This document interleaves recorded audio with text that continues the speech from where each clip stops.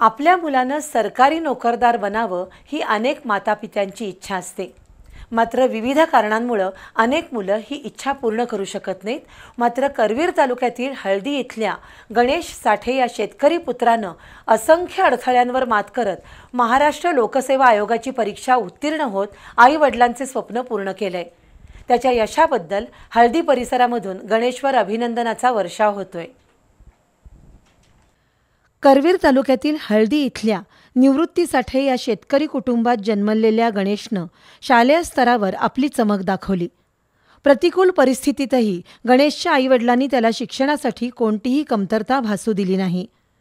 पदवीधर झाल्यानंतर गणेशनं 2021 पासून स्पर्धा परीक्षेचा अभ्यास सुरू केला.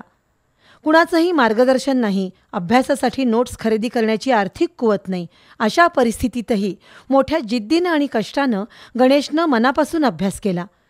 लोकसेवा आयोगाच्या परीक्षेत त्याला 2 वेळा अपयशाला सामोरं जावं लागलं.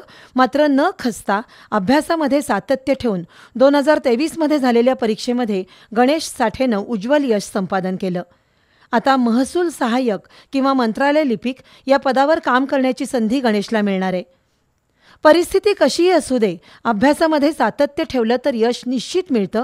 त्याचप्रमाणे एवढ्यावर समाधान न मानता क्लास 1 अधिकारी बनण्याचं ध्येय असल्याचं गणेशनं बी न्यूजशी बोलताना सांगितलं.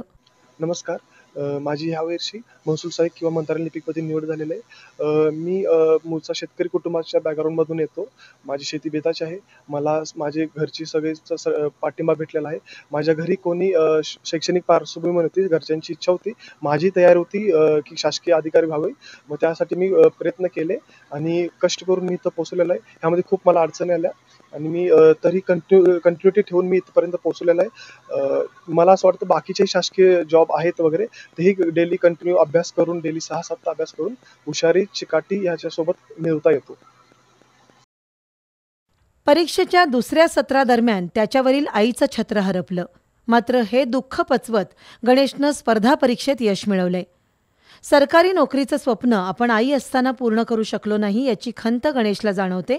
मात्र या परीक्षेदरम्यान गणेशचे वडील, आजी, चुलते आणि मित्रमंडळींनी मोठं सहकार्य केलं असल्याचंही गणेशनं सांगितलं.